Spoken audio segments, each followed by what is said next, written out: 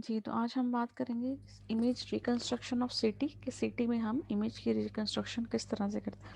वैसे रिकंस्ट्रक्शन जो होती है सिटी में जो होती है सॉफ्टवेयर बेस्ड होती है, लेकिन हम सॉफ्टवेयर में किस तरह की चेंजेस आती हैं और किस तरह से सॉफ्टवेयर में इमेज की रिकंस्ट्रक्शन होती है और कौन से मेथड यूज़ होते हैं वो हम यहाँ पे स्टडी करेंगे। The tube and detector rotate smoothly around the patient.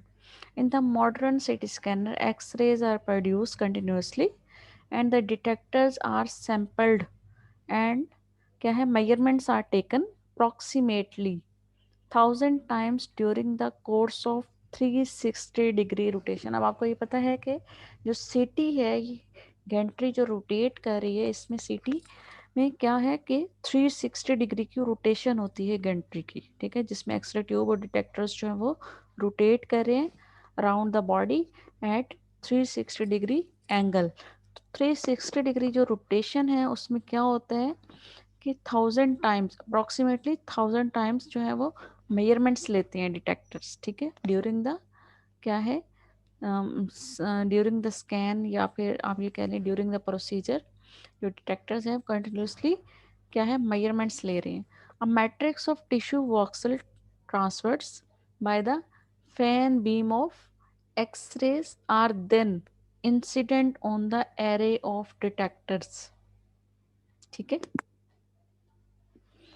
A signal measured by each detector depends on the attenuation coefficient of the overlaying voxels that are traversed by the beam of X-rays and it passes through the patient. Definitely जो x ray beam patient के जिस area से पास होगी उसकी जितनी attenuation होगी, अब detector की जो मेजरमेंट है या सिग्नल है वो डिपेंड करेगा उस अटेनुएशन पे जो एक्सरे बीम अपने पाथवे पे या पैसेज पे जब वो पास कर रही है तो वो अटेनुएट हो रही है। अगर ज़्यादा अटेनुएशन होगी उसके लिहाज से सिग्नल चेंज होगा, ठीक है, वीक होगा या स्ट्रॉन्ग होगा, ठीक है।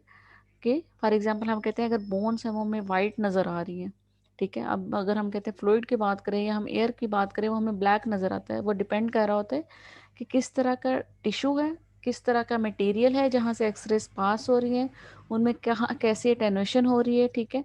उस अटेनुएशन पे बेस कर रहा है डिटेक्टर का सिग्नल जिसने उसको पिक किए। In calculation process account is taken of the fraction of the volume of the voxel through which the pencil beam passes, ठीक है। Each individual voxel is traversed by one or more X-ray beam या X-ray pencil beam for every measurement. वैसे तो क्या होता है fan beam होती है, लेकिन जब हम एक वॉक्सल की बात करेंगे तो उसमें से तो डेफिनेटली एक बीम, एक पेंसिल लाइक बीम जो है वो पास होगी। ईच इंडिविजुअल वॉक्सल की बात कर रहे हैं, ठीक है, ट्रेवर्स्ड बाय वन और मोर एक्सरे पेंसिल बीम्स। एक वॉक्सल में से एक या दो पेंसिल बीम्स हो सकती है, एक वॉक्सल में पूरी फैन बीम नहीं हो सकती। For every measurements taken during the full 360 rotation of the gantry, gantry की फुल रोटेशन जो कि 360 डिग्री होती है, उस दौरान हम जो क्या है मेजरमेंट्स ले रहे हैं, वो मेजरमेंट्स कौन सी हैं, जो X-rays during the voxel, during the उस जो पार्टिकुलर टिश्यू है उसका जो पार्टिकुलर वॉक्सल है वहाँ से जब वो पास हो रही है, वो जो मेजरमेंट हमारे पास काउंट हो रही है वो हम ले रहे हैं।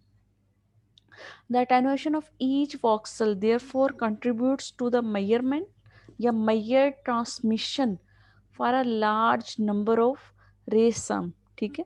The logarithm of the ratio of the intensity of the unattenuated pencil beam to that measured by each detector after transmission through the patient is equal to the sum of the linear attenuation coefficient multiplied by the average path length of the pencil beam. Path length कौन से, जहां से वो पास कर रहा है, जो उसने एरिया कवर्ड किया, जो उसने पैसेज कवर किया।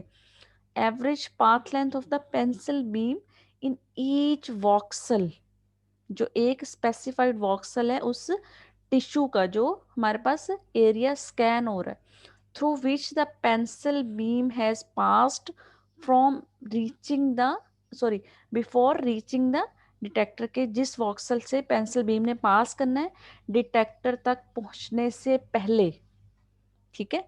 तो ये हमारे पास क्या है, उसका पैसेज है कि हमने उसको किस तरह से कैलकुलेट किया है। Logarithm of the ratio of the intensity, ठीक है। इंटेंसिटी क्या है, कितनी इंटेंसिटी है, कितनी हमारे पास जो है वो सिग्नल आ रहा है, कितने उस इंटेंस सिग्नल है। Intensity of unattenuated pencil beam, ठीक है, टू द measured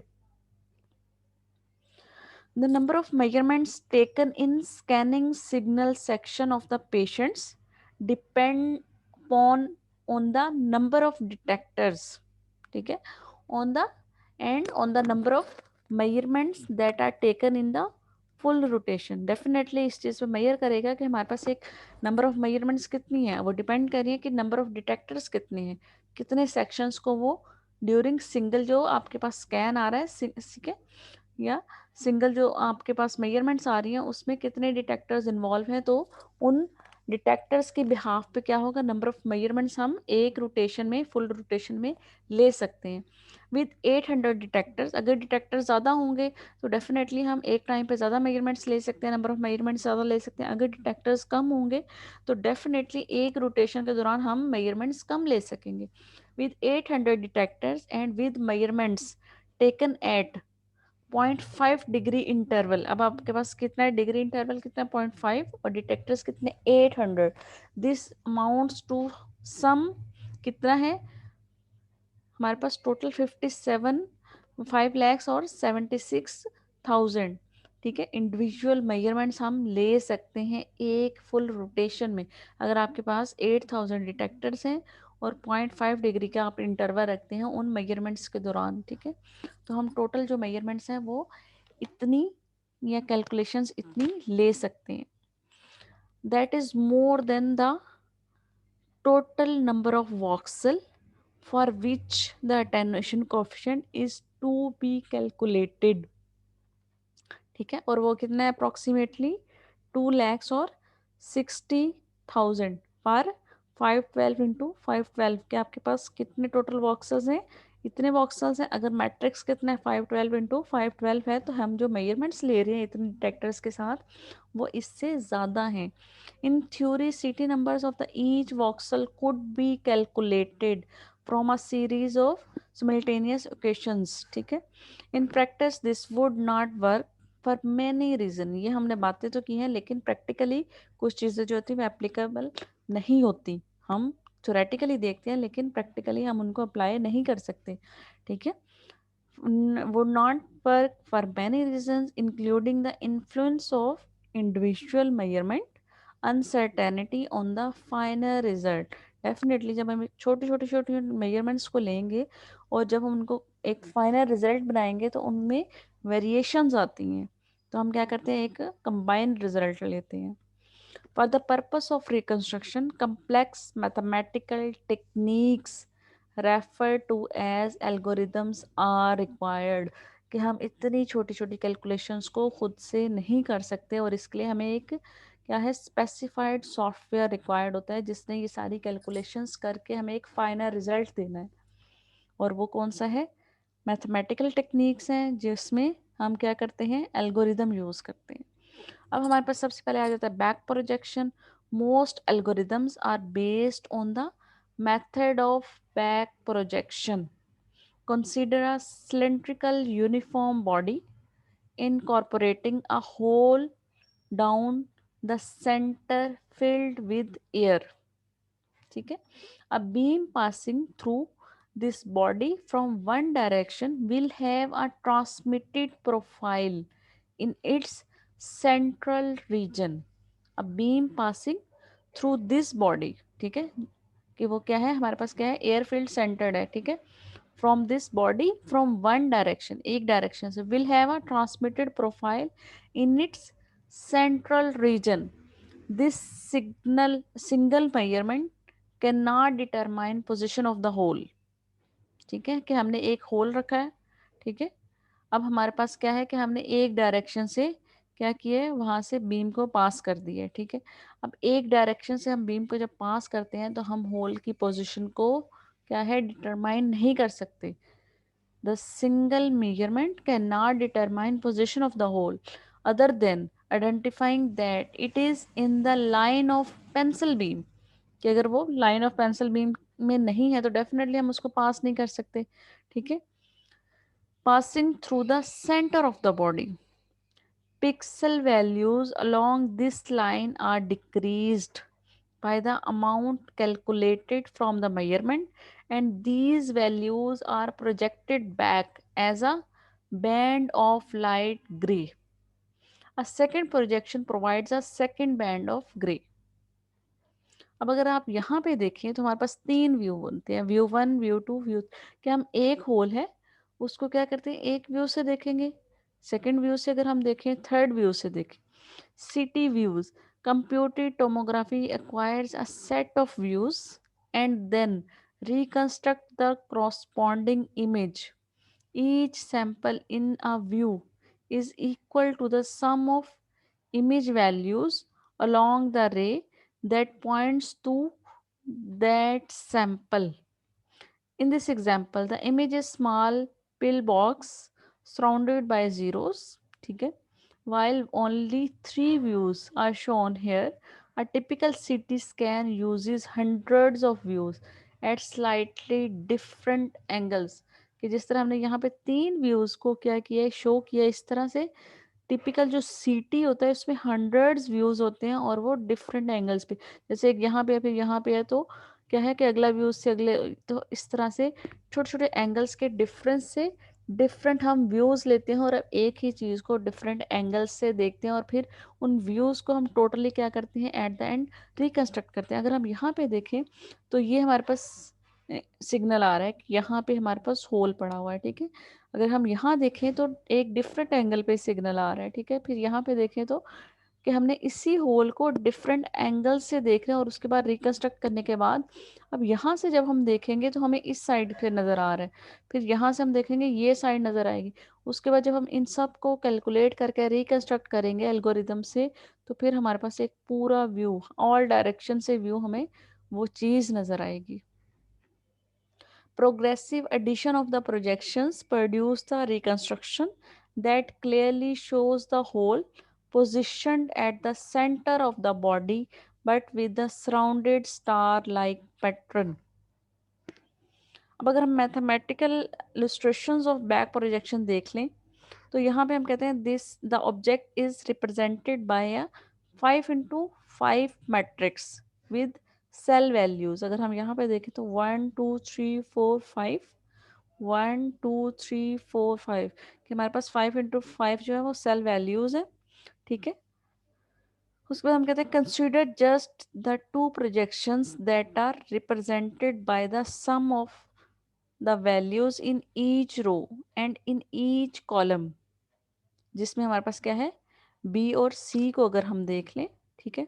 अब हम यहाँ पे अगर हम देखें तो हमने अगर इनकी वैल्यूज़ को कैलकुलेट करें मैथमेटिकली, हम कहते हैं कि हम इनको वैल्यूज़ को, अब ये जो मैथमेटिकल सारी रिकन्स्ट्रक्शन है ये हम खुद से नहीं करते. ठीक है. ये सारा क्या है, सॉफ्टवेयर बेस्ड होता है. ठीक है. Values in each row and each column, जिसमें ईच रो और ईच कॉलम में क्या है हमारे पास, बी और C, and the two back projected images are then summed to give the final representation shown in D, जिसमें हमारे पास डी आ जाता है.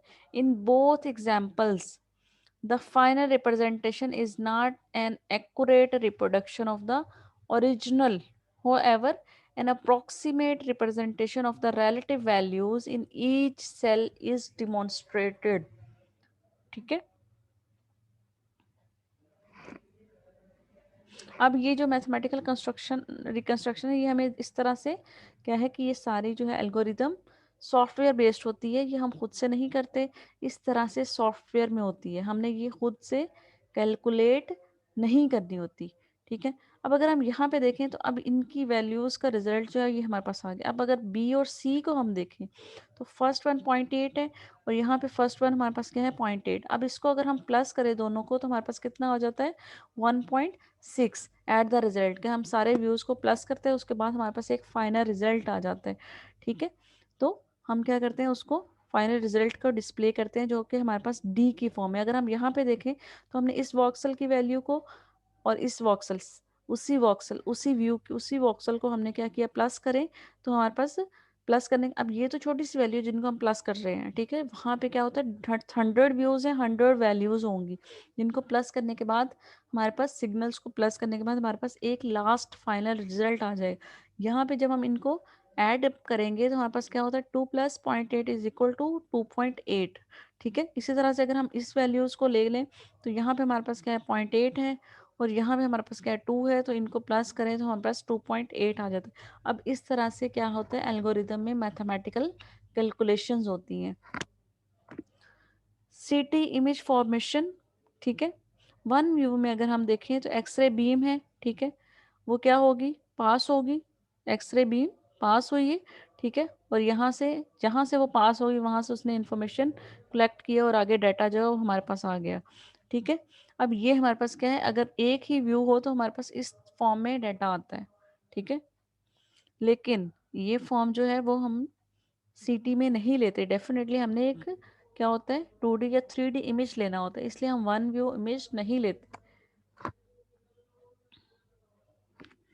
उसके बाद अगर हम यहाँ पे देखें तो ये हमारे पास सिंपल जो मेथडोलॉजी होती है जो हम सिटी में यूज़ करते हैं कि हमारे पास पेशेंट जो है वो सुपाइन लेटा हुआ होता है और अराउंड द बॉडी क्या है, एक्सरे ट्यूब और डिटेक्टर्स जो है वो रोटेट करते हैं और एक्सरे बीम जो है वो पास करती है और डिटेक्टर्स ने उसके ऑपोजिट फॉर्म साइड पे डाटा को कलेक्ट करना है। तो हमारे पास एक क्या आता है, डाटा सेट आ जाता है। ठीक है, स्लाइसिस का डाटा सेट आ जाता है जब हम एक्सरेज को एक स्पेसिफाइड एरिया से पास करेंगे जो हमने सेलेक्ट किया हुआ है। उसके बाद हमारे पास सिटी नंबर्स अगर हम देखें तो वो हमने पहले भी पढ़े थे कि हमारे पास बोन का, फैट का या सॉफ्ट टिश्यूज़ का या एयर्स का डिफरेंट सिटी नंबर्स होते हैं। ठीक है, उनकी एक डिफरेंट वैल्यूज़ होती हैं, एक हमारे पास स्पेसिफाइड विंडो विड्थ होती है, एक स्पेसिफाइड विंडो लेवल होता है, उसकी बेस पे हमारे पास एक ग्रे स्केल इमेज डिस्प्ले बन जाता है। अब यहाँ पे अगर हम देखें तो सीटी slice divided into matrix of voxel, ये इस फॉर्म में होते हैं। ये वॉक्सल्स और मैट्रिक्स मिल के एट द एंड हमारे पास एक स्लाइस बनता है। अब वॉक्सल एफओवी, ठीक है, divided by matrix is equal to क्या होगा, स्लाइस थिकनेस, डेफिनेटली कितना आपका टोटल एफओवी है उसको अगर हम matrix, total number of matrix के साथ डिवाइड करें तो हमारे पास क्या है, स्लाइस थिकनेस आ जाएगी। ठीक है, मैट्रिक्स जो साइज है वो किस चीज़ पे डिपेंड कर रहा है, वॉक्सल या पिक्सल्स पे। ठीक है, कितने पिक्सल्स हैं, कितने मैट्रिक्स वॉक्सल्स हैं, तो उसके लिहाज से हमारे पास मैट्रिक्स होंगे। ये हमारे पास फील्ड ऑफ व्यू है। ठीक है, ये हमारे पास क्या है, स्लाइस थिकनेस, ये वॉक्सल साइज जो है वो, ठीक है, कंट्रोल होगा किससे, मैट्रिक्स से। अगर हम मैट्रिक्स को ज़्यादा कर दें तो डेफिनेटली वॉक्सल जो है वो कम हो जाएगा, वॉक्सल जो नंबर्स हैं वो कम हो जाएंगे। अगर मैट्रिक्स को हम कम कर दें, ठीक है, तो फिर क्या होगा, वॉक्सल का साइज जो है वो इंक्रीज हो जाएगा। अब फिल्टर्ड बैक प्रोजेक्शन क्या है, द इमेज या images produced by filtered back projection are a heavily blurred version of the original object. Heavily blurred version of the original object. The overcome To overcome this effect, a mathematical process called filtering is used.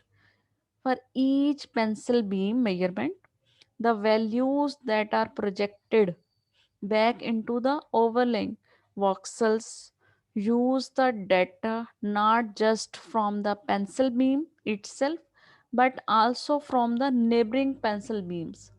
उसने क्या किया है कि जो specified voxel था उसने सिर्फ अपने ही पेंसिल बीम का डाटा कलेक्ट नहीं किया, उसने जो साथ वाली पेंसिल बीम्स थी वहां से भी उसने डाटा कलेक्ट किए, ठीक है, खुद से, और फिर वो क्या की कि टोटल मेजरमेंट्स कैलकुलेट कर ली।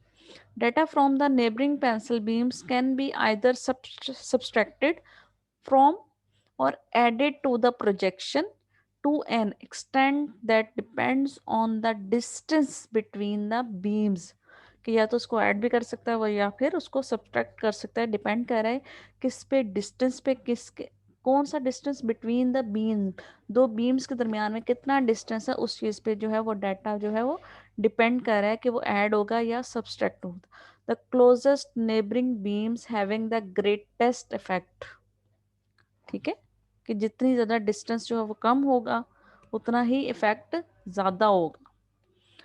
अब अगर हम फिल्टर्ड बैक प्रोजेक्शन की यहाँ पे एक एग्जांपल ले लें, filtered back projection is the most common method used for image reconstruction.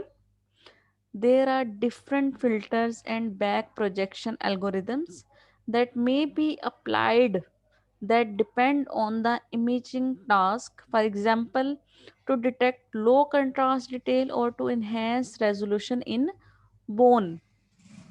It should be noted that although standard reconstruction algorithms are based on data collected from a full 360-degree rotation, it should be noted that although standard जो reconstruction algorithms हैं वो किस पे base करिए, are based on data collected from a full 360-degree rotation, or it is possible to reconstruct data from data collected over a reduced arc down to 180 degree, ठीक है।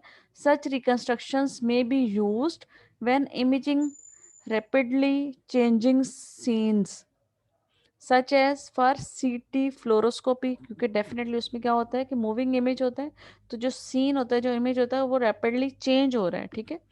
Such reconstruction may be used when imaging जो है वो rapidly changing scenes such as for CT fluoroscopy and for cardiac imaging.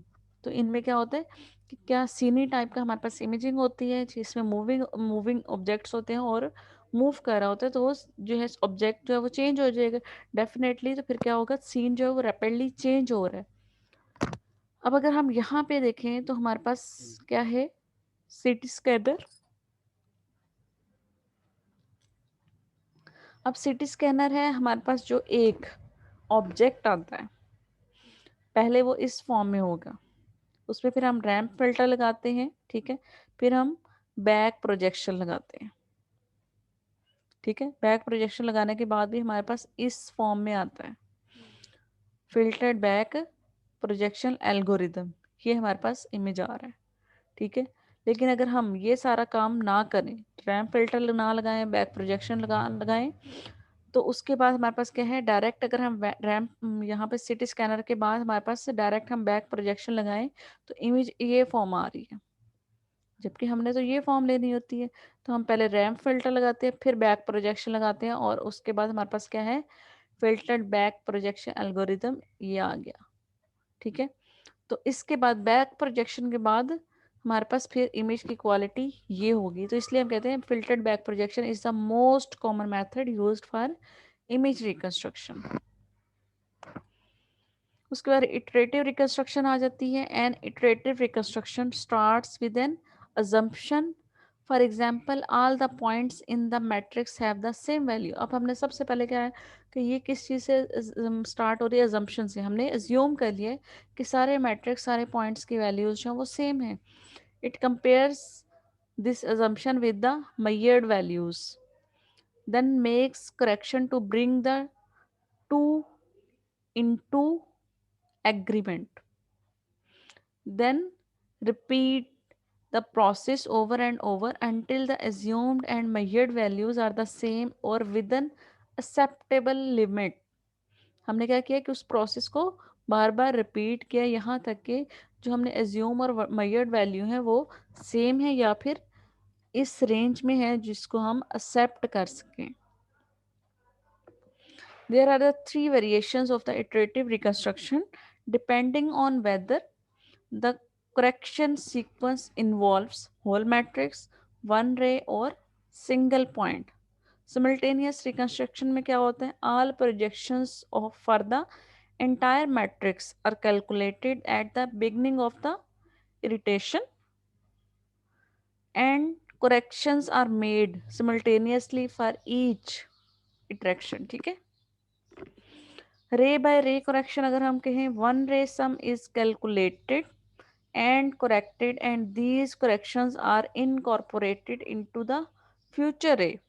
One ray sum is calculated and corrected and these corrections are incorporated into future ray, जो coming ray आ रही है, future raysum, with the process being repeated for every ray in each iteration. Point by point correction में हम the calculations and corrections are made for all rays passing through one point, एक ही point से जो rays बार बार pass हो रही है. These corrections are used in, अब क्या है कि these corrections, हमने ये corrections कर ली हैं, ठीक है, ये calculations कर ली हैं, ठीक है, in using calculations, ठीक है, again with the process being repeated for every point, her point के लिए हमने उनको क्या किया, रिपीट करना है इन करेक्शंस को. जैसे हमने क्या किया, पहले हमने कैलकुलेशंस और करेक्शंस को बना लिए, कैसे कि जो सारी रेज एक ही पॉइंट से पास हो रही हैं. The figure in the previous slide show a ray by ray iterative reconstruction for a 4 element square, ठीक है, जिसमें हॉरिजॉन्टल आ जाता है, फिर वर्टिकल आ जाता है, फिर डायगोनल रे सम आ जाता है, और उसके बाद हम कहते हैं are shown in adjacent blocks. In the first step the two horizontal rays sum 16 and 6 in the hashed blocks are divided equally among the two elements in the ray. The ray sum had represented 10 elements,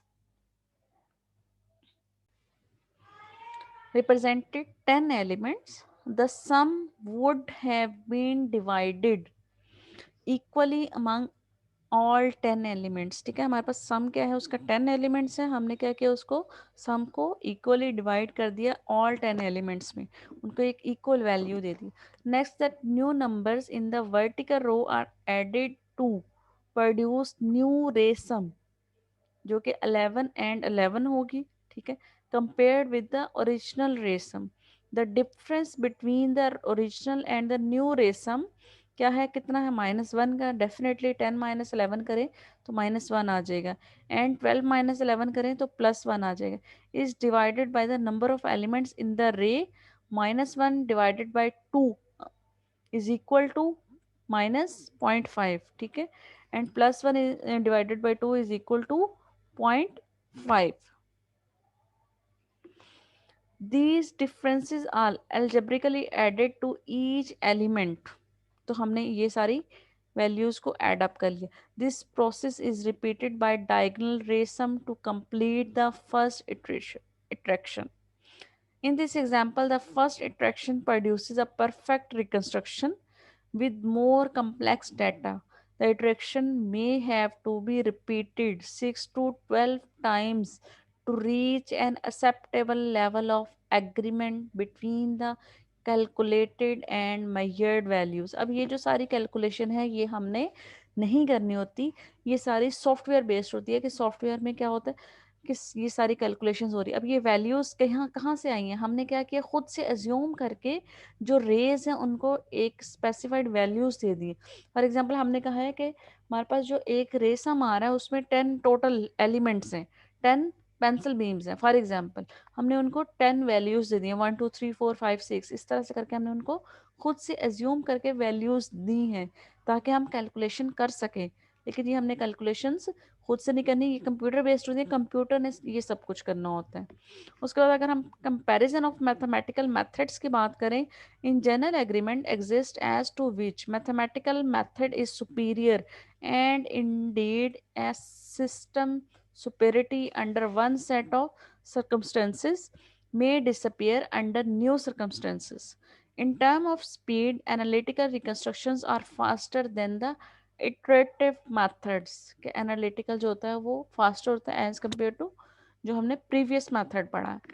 a projection can be processed immediately after recording, so the entire reconstruction can be displayed second after the completion of the last projection. के seconds में जो होती है वो अगली हमारे पास reconstruction जो है वो डिस्प्ले हो सकती है.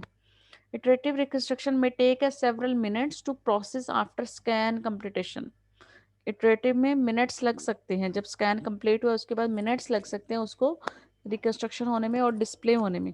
Both methods are equally accurate if the projection data are complete. लेकिन एक्यूरेट के लिहाज से, एक्यूरेसी के लिहाज से अगर हम देखें तो दोनों मेथड जो है वो बेस्ट है, दोनों का जो रिजल्ट है वो अच्छा है, एक्यूरेट है।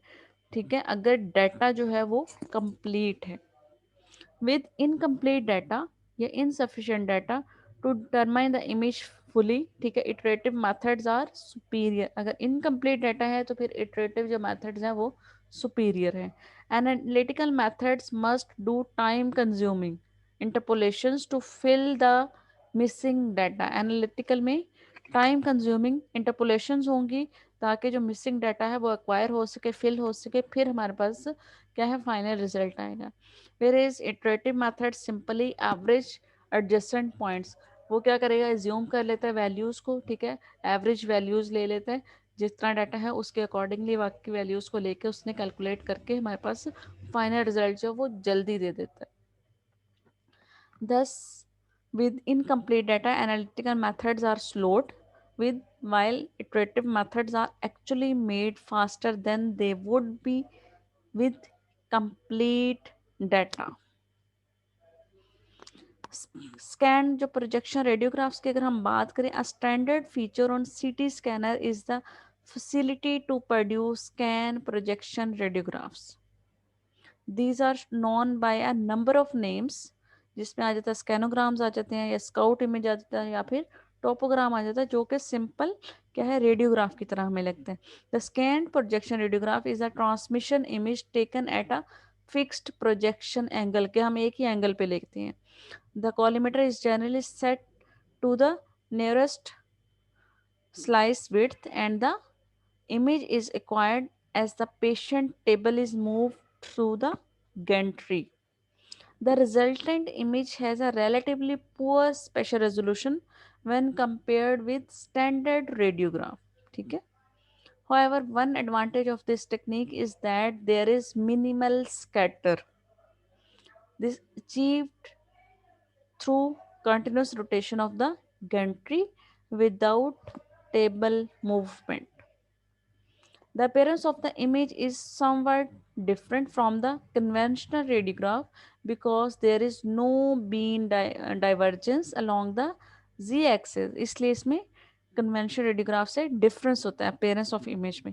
स्कैन प्रोजेक्शन रेडियोग्राफ्स में in principle be taken at any projection angle, although in practice only the AP and PA or lateral views are normally acquired या फिर required. The scans are used for planning the CT sequence। कि स्कैनोग्राम जो topogram हमने लिया है वो किस लिए यूज करते हैं, सीटी की प्लानिंग के लिए। ठीक है, selecting scan start and and point and displaying scan slices, के हमने कहाँ से स्टार्ट करना है, कहाँ पे एंड करना है, और जो हमारे पास स्कैन स्लाइसिस की पोजीशन है वो क्या होगी, वो हम इस चीज़ से नोट करते हैं। ठीक है, तो यहाँ पे हम आज का ये लेक्चर ख़त्म करते हैं।